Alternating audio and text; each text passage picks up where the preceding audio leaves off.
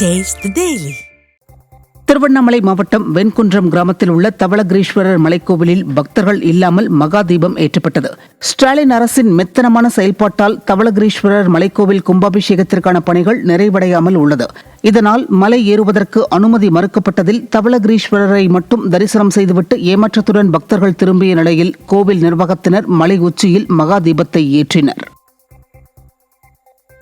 கடலூர் மாவட்டம் ஸ்ரீமுஷ்ணம் 11வது வார்டு பகுதியில் உள்ள தார் சாலைகளும் மண் சாலைகளும் மழை காரணமாக சேதமடைந்து சேரும் சகதியுமாக காட்சியளிக்கிறது.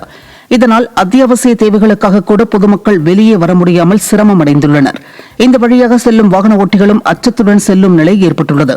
இதனிடையே முறையான அடிப்படை வசதிகளை செய்து தராத திமுக அரசுக்கு வரும் தேர்தலில் தக்க பாடம் புகட்டுவோம் என அப்பகுதி மக்கள் எச்சரிக்கை விடுத்தனர்.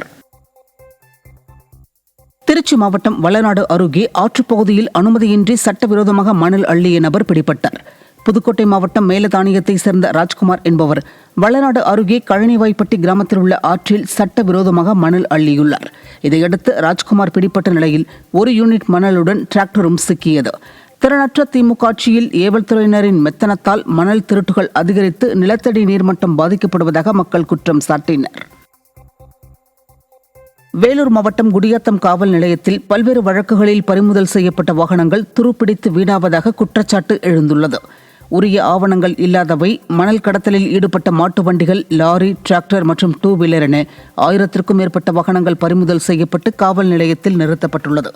நீண்ட காலமாக நிறுத்தப்பட்டுள்ளதால் செடி கொடிகள் மண்டி துருப்பிடித்து பழுதடைந்துள்ளது. எனவே பொம்மை முதல்வரின் மாவட்ட நிர்வாகம் வழக்கை முடித்து வாகனங்களை சம்பந்தப்பட்ட நபர்களுக்கு வழங்கவோ அல்லது ஏலம் விடவோ வேண்டுமென மக்கள் வலியுறுத்தினர். திருவள்ளூர் மாவட்டம் திருத்தணியில் கார்த்திகை தீபம் ஏற்றிய போது எதிர்பாராத விதமாக கடை தீப்பிடித்து எரிந்ததில் லட்சக்கணக்கான ரூபாய் மதிப்பிலான பொருட்கள் தீயில் கருகியது. இந்திரா நகரில் ஜெயராமன் என்பவர் மின்சாதன பொருட்களில் பழுது நீக்கம் கடை வைத்துள்ளார். இந்நிலையில் கார்த்திகை தீபத்தை முன்னிட்டு கடையில் அகல் விளக்கு ஏற்றிய போது எதிர்பாராத விதமாக தீப்பிடித்ததில் கடையில் இருந்த சுமார் 3 லட்சம் மதிப்பிலான டிவி, மிக்சி போன்ற பொருட்கள் எரிந்து சேதமடைந்தது. தீ விபத்து காரணமாக இந்த பகுதியில் 3 மணி நேரம் மின்சாரம் துண்டிக்கப்பட்டதால் அப்பகுதி மக்கள் அவதியடைந்தனர்.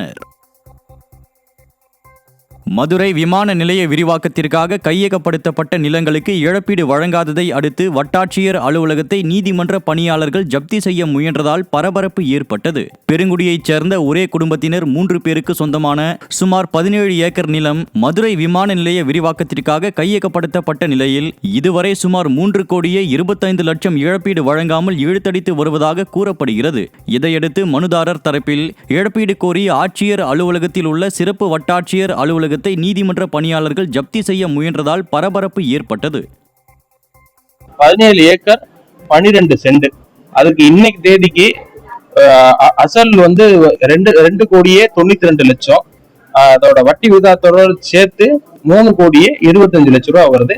அதுக்காண்டி இன்னைக்கு ஜப்தி பண்றதுக்காண்டி இன்னைக்கு மாவட்ட நீதிமன்றம், மாவட்ட ஆட்சித்தலைவர் அலுவலகத்துக்கு மதுரையில வந்து இன்னைக்கு நடவடிக்கை எடுத்துட்டு காஞ்சிபுரம் தேவராஜ பெருமாள் கோயில் அலுவலகத்தில் அத்துமீறி நுழைந்து வீடியோ எடுத்த நபரால் பரபரப்பு ஏற்பட்டது. கோயிலில் பிரபந்தம் பாடுவதில் வடகலை தென்கலை இடையே மோதல் தொடர்ந்து நீடித்த நிலையில் சில தினங்களுக்கு முன்பு சென்னை உயர்நீதிமன்றம் வழங்கிய தீர்ப்பை அடுத்து தென்கலை பிரிவினர் முதல் 2 வரிசையில் அமர்ந்தும் 3வது வரிசையில் வடகலை பிரிவினர் அமர்ந்தும் பிரபந்தம் பாடியதை தொடர்ந்து பிரச்சனை முடிவுக்கு வந்தது. இந்நிலையில் கோயில் அலுவலகத்திற்கு வந்த விவேக் சூர்யா என்பவர் அனுமதியின்றி வீடியோ எடுத்ததாக கூறப்படும் நிலையில் அவர் மீது கோயில் நிர்வாகம் சார்பில் புகார் அளிக்கப்பட்டுள்ளது.